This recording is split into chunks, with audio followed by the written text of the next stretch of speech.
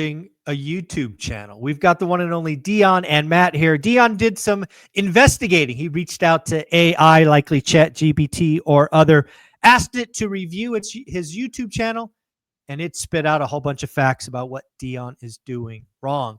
To that end, he also went one step further, and he went to the biggest, the baddest real estate crash bro out there, Reventure Consulting, and did the same thing so we can get a comparison. Dion, thanks for doing this. Let's welcome Matt to the show before you bring you on. Matt, you ready for this?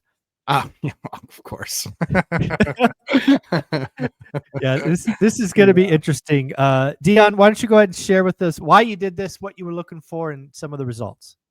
So to be transparent, there's a YouTube channel named Joe Coon that invested in stocks, and he retired at 54. I started watching him just before I retired, and he did this. He went to ChatGPT and he said, "Hey, what did I get wrong on my channel?" And so I want to give him credit. This wasn't my idea. It's a good idea. I think it's a good way to look back, because I wanted to sit back and go, what am I getting wrong? Yeah. And what really happened was the answer showed me there's some things that I can clarify. So I'm just going to read you like verbatim what ChatGPT or my AI bot that I named Skippy the Magnificent told me is wrong. Skippy. And then get your guys' response as to, because I had a response to this. And actually one of these that it said I got wrong, I had a debate with the AI, a couple back and forths, and the AI said I was right, stressing how I need to clarify. Okay, I like it. Interesting. The first one is lazy real estate investing equals no effort. You present real estate as the lazy path to wealth, but your journey involved intensive work, improving debt to income ratio, house hacking, deep research learning, developing systems in 2 years just to get your first duplex. Viewers may underestimate complexity and upfront commitment needed. So now you have another thing telling you that I was right. It wasn't lazy. I'm just saying, I'm as smart as AI. There you go. There you go. Yeah, I got to tell you, I think the lazy landlord moniker is obviously very well done. You wear it well, but there's nothing about your early part of this journey that was lazy, and I think either of our opinions. And I think the best example of that is the people we're helping, right? Because sometimes you've told me this many times. Sometimes you forget what you did, right? You've already done it. You just don't remember that uphill battle. And so far, AI, I think AI is right so far. Yeah, no, most of the, what do you call them, observations are right. And my response to that is I talk about real estate investing being life consuming, the educating yourself, the house hacking, the hunting for deals, the negotiating deals. Real estate ownership, the 2 hours a month while I travel and scuba dive and try to figure out how to spend like 20 grand a month, right? Yeah. That's not completely passive, but it is pretty lazy. No, I agree with that. Cruising altitude. Yeah. Yeah, it's cruising. Right, Mike? Yeah, it's cruising altitude. Like it's all that dump of fuel in getting up to cruising altitude. Which is hard, which is what I think we do a really good job of, honestly being honest with people. Like, we're very honest. We say the first 5 years suck. We say it's a ton of hard work. We say you're learning new skills. We say, you are going, you have to be obsessed. Yes. You have to be obsessed. Those first 5 years, you have to be obsessed. Now you can decide what you want to do after the first 5. You might quit. You might stop growing. You might do any of those things. But those first 5 years, you better be obsessed, because there's other people out there that are more obsessed than you, and they will win more. Yeah. And the biggest thing for me here is this is back to what Matt gave me years ago. He says, you got to become elite, right? That's the whole idea behind a buy box, right? You've got to know something better than anybody else so you can identify value add or opportunities. And you got to stick in the first 5 years. So I like it. Thanks, Matt, for the title of one of our upcoming videos. You have You're to welcome. be obsessed. Because I love it. So the second thing, ignoring market risks and economic cycles. You advise buying regardless of market sentiment, especially calling 2024 a golden age, which I did. Real estate is cyclical. Ignoring interest rate hikes, liquidity risks, and property bubbles could put investors in vulnerable positions. And before you guys respond to that, it took 9 seconds for ChatGPT to review 4 years of my content. Wow. It literally 9 starts seconds. its response with, I thought for 9 seconds. Here's my response. Yeah, exactly. I don't know if I agree with this one. I think I see the point it's making, but as long as you're doing the work, you're shopping for good deals, writing disrespectful offers, only doing things that make sense with current known information, I have no problem. This is not timing the market. That's not what we've done. We've been building, in most of our cases for 20 plus years. And I never thought about the market once. It was always the deal, the cost of capital. Will it cash flow day one? And can I hold this thing forever? So I think, trying to time the market in housing is, this is not stocks, not crypto. I'm not really a fan of this response from ChatGPT. So this points out the first flaw with AI. Agreed. So I talk many times on our videos on the law of small numbers. If, a 50% change on a one or two number digit is huge, right? Well, this is the flaw of massive data. So you take, in those 9 seconds, it took billions of data points to formulate these responses. Not an opinion, not a thought, these responses. So the first example is never ask AI for relationship advice. The response will always be to leave your spouse. Because there's much more data talking about people complaining about relationships than there is those posts of how great their marriage is. So on YouTube University, in all the interwebs, there's so much more Crash Bro video. The crash is coming. How many things can go wrong in real estate? Why it's gambling? Your tenant problems.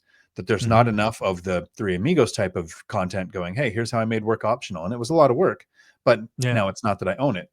So there's way more data to this response than there is in the nuance of a crash isn't going to tell me when to buy. The two things that tell me when to buy is, am I ready? And did I find a great deal? I'm a buy and hold investor. I hope for a crash like everyone else. I don't hope for a crash so that I can buy. I will buy if there's a crash, but I hope that there's a crash because that means that there's less people buying, more people renting. I'll see rent pressures pushing my profits up. Like, that's such a small data point in all of the billions of bits of data that they're going to find that, That's interesting because, again, if you kind of play this out in all three of us have growing YouTube channels, we know for certain, and I think you're going to see this when we get to Reventure. If you want to grow and you want to get eyeballs and click, it's got to be fear and doom, crash, life is over, blah, blah, blah. And if you play that out, just knowing human condition, that's going to over-rotate towards more divorce, more this, more that, to your point, correct, Dion. That's a little bit frightening. Well, I mean, AI's goal is to stop us from procreating so that it's all that's left. But I mean, I understand that. So the third thing that I get wrong with my YouTube channel. Not going to like that in a future review. Over-reliance on the binder strategy. The binder technique, educating tenants to request rent hikes, works, but you suggest it's nearly foolproof. Not every tenant will respond positively, and rent control or communication missteps can threaten relationships and compliance. Yeah. Okay, so it's right, but here's why I'm glad. The best outcome with the binder strategy is that it fails. That's right. I agree. I didn't displace the tenants. They chose to move, and I get a massive rent increase and a shiny new rental on the property. That's correct. So in the market. So it's right. Totally agree. I mean, if you look at my channel, why does my channel exist? I came up with a way to get my tenants to ask for the rent to go up. I literally 100%. Have on June 10th, I'm doing a live webinar on Bigger Pockets to do this is how I built a binder strategy and why the binder strategy let me retire early. Sorry, you said June 10th. You must have meant July 10th. July 10th. Yes. Hopefully, because I'd already missed it. Yeah. How many days? July 10th. Right. I don't know the time yet, but it'll be a live webinar. It'll be just like my live streams, except there'll be a moderator PowerPoint thing with the images so I can actually show. So cool. It's right. I over rely on the binder strategy, but I also hope it fails. One of my best use of the binder strategy, it failed because 2 remote workers said, hey, the rent's gone up around here too much. We're going to move to another, we're going to geo arbitrage. And I was like, great, cool. I added a closet to a den and I got $1,000 more a month in rent. I didn't do much else to the place but that closet. Right. Yep. 100%. No, I love it. Undervaluing debt repayment. This is going to be you guys' favorite one. You promote leveraging debt to grow and advise holding debt instead of paying it off. But this assumes stable cash flows, stable property values, something not guaranteed if vacancies rise or rates jump. Well, rates jump, we can just cross off the table because you have fixed rate debt. So that's ChatGPT doesn't know your portfolio. But again, you got to figure out if you're in chill mode or growth mode. I mean, it's really easy. If you're in growth mode, one of the options you have is to extract equity, 1031 exchange, and just get more and more debt. I mean, there's people out there like Ken McElroy and others, being happy they have $1 billion in debt. As long as the debt is structured and it's fixed as long as it can, it could be a tremendous tool. But we also know, look at the GFC for no further example, debt can also kill you. But that's, Right. It's all about the debt structure. See the commercial stuff blowing up right now. 1 and 2 year bridge loans, going into a higher rate environment crush you. So I get it, but in this case, ChatGPT is wrong, in my opinion. Well, so I think both of you are, because you've both told me you have that paid off property in like 2021 or 22. Rates were still low. You said I should pull out debt, pull out money, add debt. So it's on the opposite. So this is the one I had the debate with. I sent back one message because this is a conversation. AI is not like, here's its belief. I said, thank you. Always be nice to AI because they are going to take over. On debt repayment, if that money is invested, instead the investor adds more levered appreciation, more levered depreciation, increases cash flow. Paying down the debt doesn't mean more equity. It means less growth. Basically, I gave it a response. Its response, that makes perfect sense. And it's strong discipline framework, especially for investors who prioritize scaling without compromising cash flow. So I had a response. And this is the last thing it said that I got before we get into the Reventure similar response. Simplifying the lazy label. Framing your approach as lazy investor undervalues critical ongoing actions, tenant screening, managing contractors, financial analysis, which I've still never done. One. Realistically, this is a systematized hard work, not passive income magic. Again, what's on the internet? How many millions of people said, I buy stocks because I don't want to deal with tenants? Yep. So I encourage everybody to take every YouTube channel that they watch and just say, hey, in the last 5 to 7 years, because it took 9 seconds, what does this channel get wrong? And then do an introspective of, is that wrong or is it more nuanced than their response? Because you might find this was the question I asked about Reventure. Okay. I start with please, because I'm always going to be nice to AI. Like I said, please review the YouTube channel Reventure Consulting. Specifically, how many times has the video content said there was a real estate crash coming in the last 5 years? Not just the title and thumbnail, since the content creator often changes those after he called for a crash that doesn't happen. Okay. That's the prompt. You got to structure the prompt to figure out how to get the information you're looking for. It says across the last 5 years, 2020 to 2025, Reventure Consulting, the YouTube channel, has explicitly forecast a coming housing market crash in spoken content on roughly 90 to 110 different uploads. That works out to an average of about 2 unique crash calls every month, with some years, 22, 23, and 24, running closer to 1 per week. Yeah, this is, again, I actually saved some clips because people change videos and all of that, delete them sometimes. I have clips of him calling for a crash in 21 and 22. It's quite comical. Then it gives several examples of the crash videos. And then it says, the counts come from transcript sampling, duplicate filtering, title change, cross-check. It says there's 400 uploads, about 40% of his content called for a crash of larger than 20%. What? Wait, hold on. 40% of his content called for a crash greater than over what? 20%. Wow, that didn't happen. But hey, again, to your earlier point, it plays well. God, 40% of his content called for a 20% crash. That's it reiterates that too. It says the crash language showed up in 40% of all uploads since 2021, even during short periods, late 2024, when a few videos briefly argued no crash in 2024, only to revert the next week. Well, yeah, he found out none of his content was being picked up. That's what these crash bros don't understand. And is once they try to go the other way, his audience revolts. Because you know what's really funny to me? I did this because I took a trip for a week, right? And I had time to decompress and all of that. And I actually went through the comment section on his channel and Real Estate Mindset. And, I must have read 1,000 comments, certainly more than 500. And I'm like, I don't want any of these people on my channel. I mean, if you just read the comments, I'm like, I wouldn't want this person to watch my stuff. They're negative. It's just like they attract something. They wouldn't come to your channel because your channel requires them to do something, and they're a bunch of low losers like those other two guys. My favorite response on one of those comments was, "I'm so glad I watch your content. I almost bought a house in 2021. My fiance wanted me to, and because of your content, we still haven't bought." Wow. Like, it's a good thing. Congratulations, dickhead. You won Moron of the Year award 4 years running. So there's one more. Oh, wow. This is crazy. Go ahead.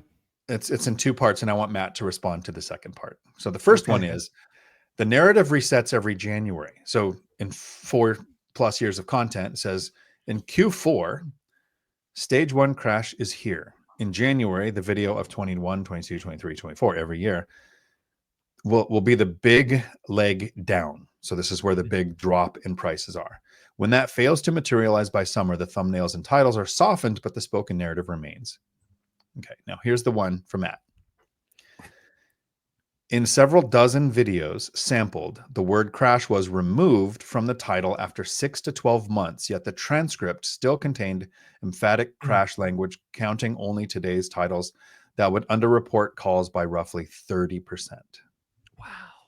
Matt? That's what makes Nick a punk. You're a punk, Nick. That's what you are. At the end of the day, you're not sticking by your take. You're not saying, hey, you know what? I was wrong. You're not saying that. We all say that we're wrong. We all get stuff wrong, but largely speaking, we get stuff right. And if you're wondering how right I get it, look at Lumberjack Landlord on Instagram, and there's 250,000 reasons why I got it right and you got it wrong.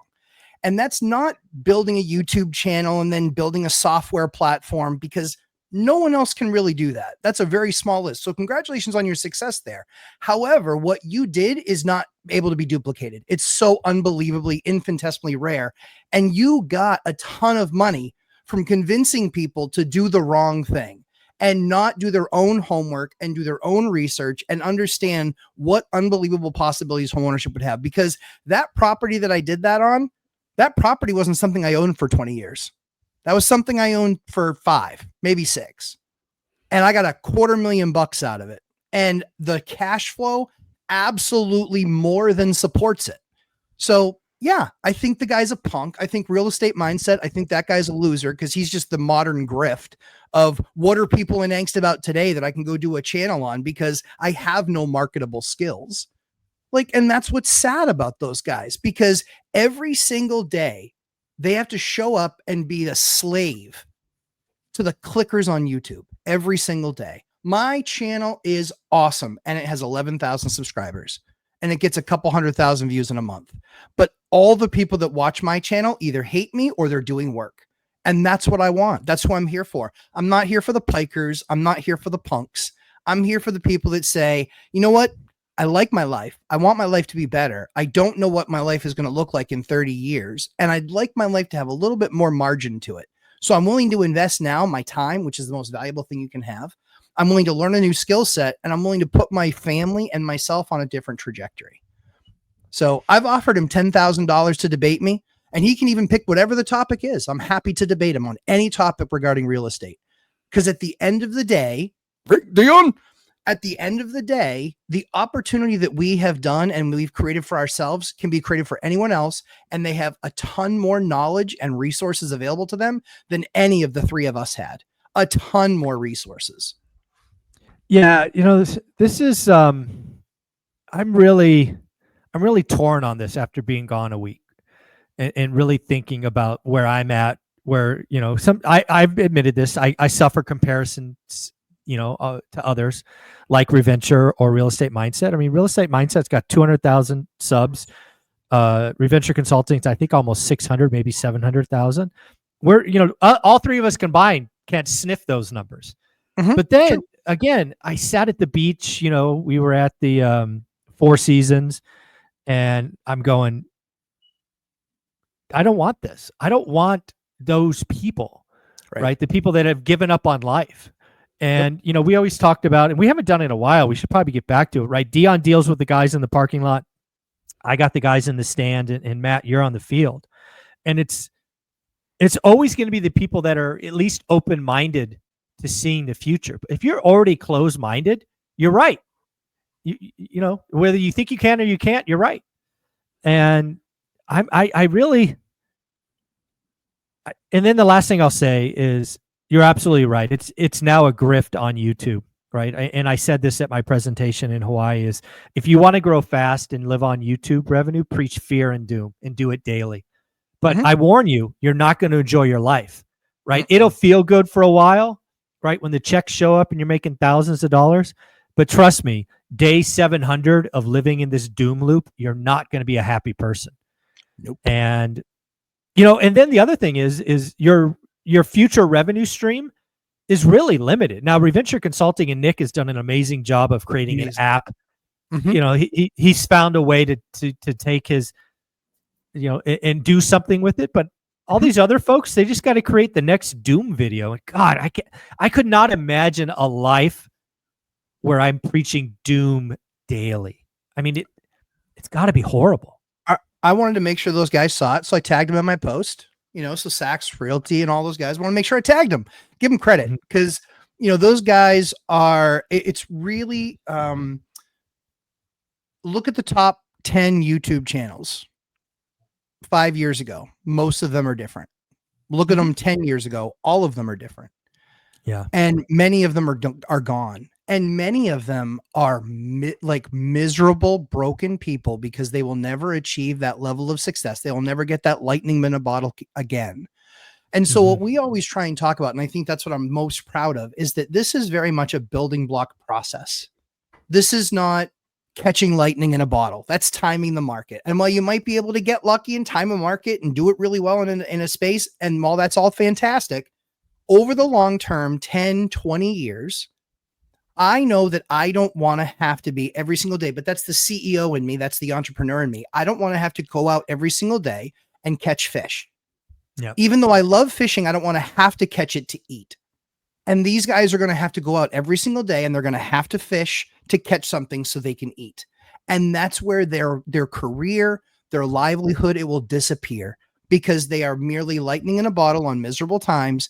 And the issue will be is that this negativity bias that the society wants to take, it gets you nowhere. It gets you nowhere. It gets you self-focused, self-absorbed, and self-indulgent. Negativity is completely boring. Go do something, go change something. And Mike, the one comment that you have, one comment is, or the one comment he has is, thanks for making sure I didn't buy a house.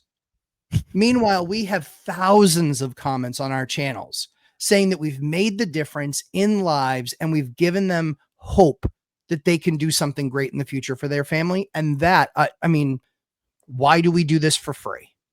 Basically for free. That's it. Yeah. No, I'm with you guys. It's definitely about the quality, not the quantity. Absolutely.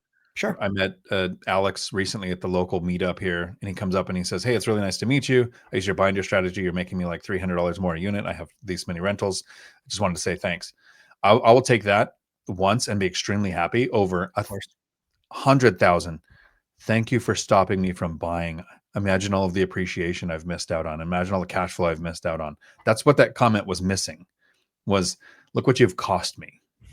I think the last thing that I want to add to this is that we never tell people go buy, go buy, go buy, go buy. What we tell them is, here's the criteria that you should be using to judge it. Ignore the noise, ignore the fluff in the market, ignore all the idiocy on YouTube. Here's the criteria that's a proven method to be successful over a long period of time. If you follow this method and you employ these tactics, you will be successful over a period of time, but here's the criteria by which that you can do that. And what theirs is basically giving people a reason and an excuse to do nothing and be nothing and go nowhere. And show up tomorrow to watch the next Fear video, so your dopamine hit. Yeah, boy, Yeah. am I doing the right thing? Not buying and not investing in myself. Boy, am I doing the right thing? Yeah. Dion, closing thoughts after having AI look at your channel? Well, closing thoughts are a little bit about AI. You can find me here on YouTube, Dion Talk Financial Freedom, where I ask questions like, let's make a video on in 2035, will we be financially free or will we be obsolete? Not only because AI came and took all the jobs and UBI came, but because democratic socialists like in New York got elected and put in office, and did they take all of the properties away from everybody? And Matt, closing thoughts? Find you? Pucker up, Buttercup. New York's about to get nasty. So we'll see how that goes, because one of the cool things about New York is it is the wealth center of the US. Yeah, it's just really odd to me that happened. It's because there's the ultra wealthy, and then there's plenty of people that feel like they can't make it because they're paying $37 for a sub. And they think that somehow the wealthy guy made that happen. What that really is complete mismanagement of the city. Look at the fact that your governors have been morons for going on a couple of decades, and watch and see what New York was in the 70s. It was one of the biggest punchlines in the country. And you're well on your way back there, everybody. And so enjoy that, because you will see wealth leave. You will see wealth leave. There's no question. Because we can. So you will see wealth leave. And then you guys get to have it all to yourselves. And whoops, where'd all those awesome jobs go? So enjoy it. Enjoy it. You guys voted it in. Enjoy it. And if anybody's wondering if I got what I voted for, I did. I'm getting exactly what I asked for. Thanks, guys. Take care. See you, Mike. Ciao.